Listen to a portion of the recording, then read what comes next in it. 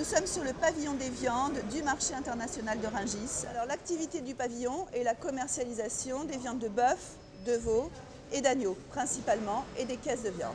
Nous avons dès 22 heures la réception des produits, donc déchargement des produits. Ensuite mise dans la salle de vente, donc manipulation, manutention avec des rails ou avec des transpalettes.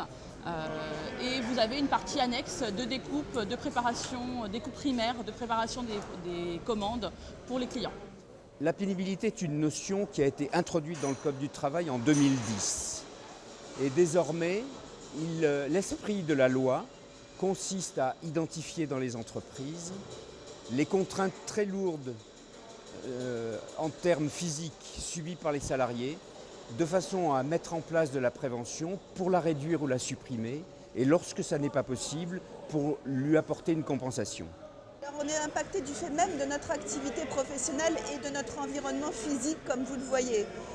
Travail de nuit, le pavillon ouvre à 3 heures, mais le chargement commence à partir de 22 heures, au froid.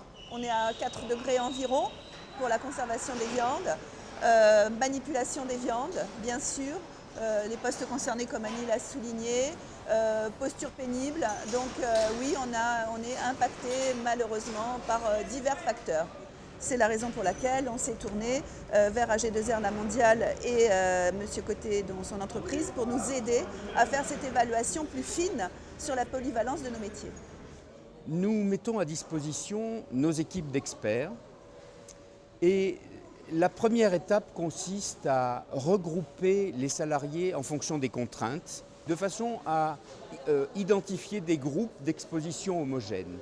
À partir de là, sur le terrain, nous allons recueillir par l'observation et par la mesure toutes les données nécessaires pour faire cette évaluation dans les conditions réelles de travail. Il est difficile de pouvoir quantifier, nos postes sont extrêmement polyvalents. Donc nos vendeurs font de la manutention, ce n'est pas que du commercial. Donc tous nos personnels sont concernés, du dirigeant qui est en poste de celui qui va décharger. Donc vraiment, on a des difficultés à repérer l'ensemble des gestes et quelles sont les mesures qu'on peut mettre en place. Les entreprises sont démunies, elles sont en risque. Donc c'est le rôle du syndicat et de notre fédération professionnelle, interprofessionnelle, de nous aider, de les aider à mettre en place le meilleur outil possible pour répondre à leurs obligations légales. Nos experts sont équipés avec les outils de mesure nécessaires pour les vibrations, pour les poids des charges à soulever, pour les angles d'articulation, ce qui nous permet d'être extrêmement précis.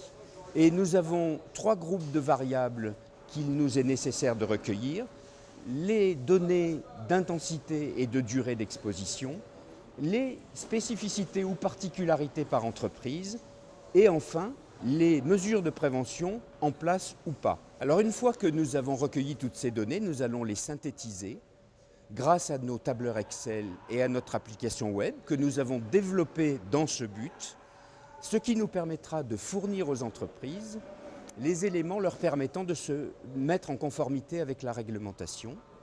En outre, ces outils leur permettront dans le futur une gestion dans la durée du sujet de la pénibilité au travail.